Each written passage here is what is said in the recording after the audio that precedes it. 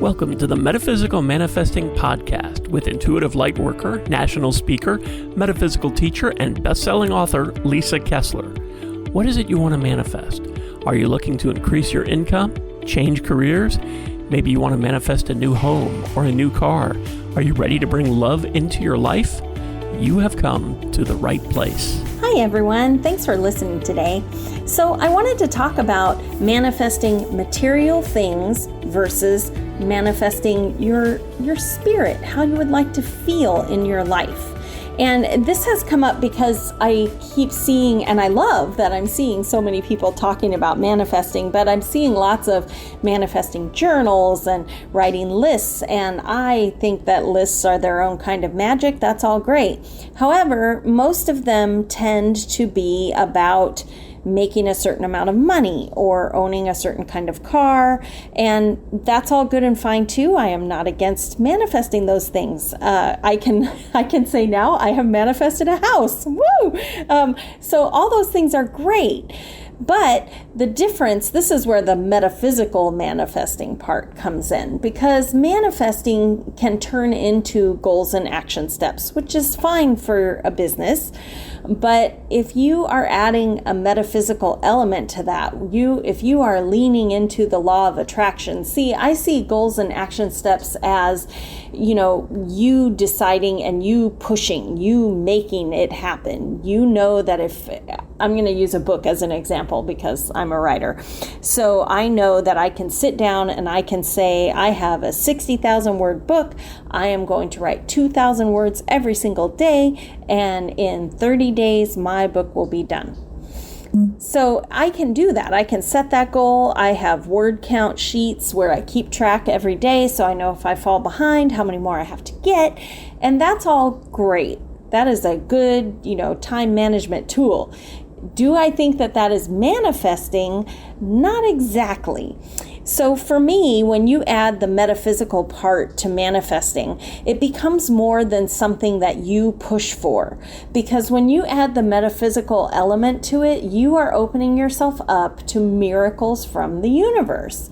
See, when I close it off and I say, I only want 2,000 words every day for a month and I will have 60,000 word book done. I'm not leaving any room there for a miracle. I'm not leaving any room for, whoops, I also wrote a novella on the side. I'm not leaving room for, I've set the tone and this is what I'm going to do. Whereas, let me tell you, I call that micromanaging your manifesting. So a lot of these journals and things, I feel like they're micromanaging, that you have to write this list every day for 90 days and then you get it, the thing that you were writing about, and I think manifesting can be so much more powerful and beautiful if you allow spirit to have room for miracles. So what do I mean?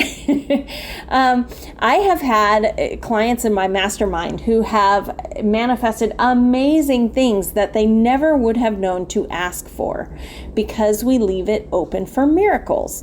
So that can mean that maybe you want to manifest more joy in your creative work. So let's say that you're a writer and writing is now starting to feel like a stressful job. You're not feeling the joy anymore. You're not getting those plot twists. You feel like you're forcing it. And people don't realize that sometimes you can manifest more joy in your job. You can do it. It's possible. And the way to do it is not demanding that you write a certain number of words or that you write a certain project or that you turn in a book by a certain date. You have to leave it open to spirit. So you might pull a tarot card with the intention of, how could I get more joy in my workday? How could I get more joy in my writing? Maybe you meditate and you talk to one of your spirit guides. How could I bring more joy into my book that I'm writing right now? Maybe so you see what I'm saying? You're pulling in metaphysical tools in order to help you to manifest joy. How that turns out, you are leaving up to the universe. That's where the miracles come in. Maybe the universe will give you a tremendous idea for something in a totally different genre, and by doing that, your creativity is flowing again. You're so excited. And it wasn't even an idea that you would have contemplated before you opened yourself up to manifest more joy. Does that make sense? So I'm not saying lists are bad. I'm not saying, that that's not a great way to go about, your start manifesting. But if you really want to open yourself up to the power of the law of attraction, you have to let Spirit decide exactly how it will look. You are asking for the end result, and Spirit's going to fill in the blanks, because I promise you, you deserve so much more than you think you do. And so what happens is, if you allow Spirit to fill in that gap, you're going to end up with so many miracles, and it will be so much bigger than what you intended. I watch clients manifest things that in the beginning, when we started working together, maybe it started with, that I need to make this much money. And yes, we have manifested that. However, once it gets a little bit bigger, once we start working together a little bit longer and we figure out, okay, this is a good start, now what? When you start thinking about now what do I want? That is where the power comes. So think of it this way. Material things bring about brief happiness. You get a new purse. Let's say you're a realtor and you sold a house and you told yourself, when I sell this house, I get this cool bag, designer bag. Costs way too much money and I would never get it normally, but when I sell this house, I'm getting this bag. And you know what? When you get that bag, it does make you happy. And maybe every time you see that bag, that happiness comes back for a minute. But it's not a lasting thing. Whereas if you manifest a state of being, that can never be lost, never, unless you're willing to give it up. But if you manifest joy or friendship or love or any of those things, you are letting the universe fill in the blank of what that might look like.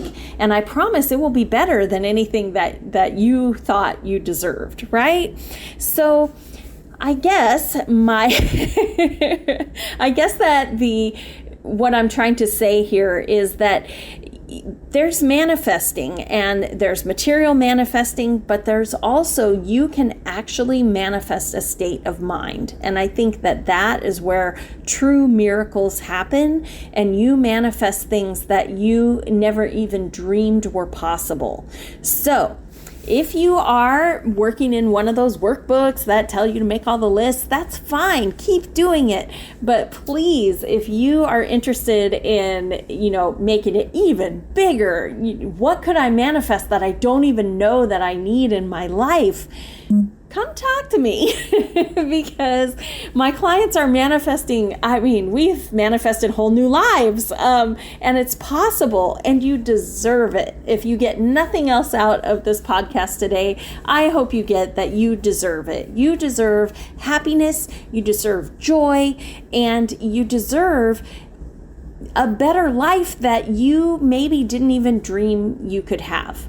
And it's work. It does not happen overnight. And it involves, looking at the shadowy parts of yourself that say you don't deserve it and, and working through those issues. So it doesn't happen overnight. It takes support. And that's why having a manifesting coach can be the key to make it all come together, because it is hard work and it is hard. It's long term, so it's hard to keep your spirits up, and it's great to have somebody in your corner that you can trust that always is looking for your highest good. Okay? So take care out there, keep manifesting, and definitely try pulling in some metaphysical aspects to really power up your manifesting and make it even bigger than you ever dreamed. All right, I'm sending you guys good vibes, and feel free to get in touch with me if you have questions. The link for my Q&A Zoom spots is in the show notes, and you can click that anytime to set an appointment and get on my schedule. I would love to chat with you. It's totally free, and we'll see what you're up to. All right, have a great day, and take care. Bye-bye. Thanks for listening to the Metaphysical Manifesting Podcast with Lisa Kessler. If you have questions or comments, or if you'd like to work with Lisa to manifest your dreams, you can connect with her through her website at metaphysicalmanifesting.net. That's also where you can claim your free weekly tarot reading and manifesting tips. Make sure you subscribe or follow the Metaphysical Manifesting Podcast on your favorite podcasting site so you never miss another episode. As Lisa likes to say, we can make magic when we bring the universe into the equation. Remember, you don't have to do it alone. If you'd like more information about Lisa, Metaphysical Manifestation Mentorship, or the Manifesting Magic Mastermind, visit her website at metaphysicalmanifesting.net.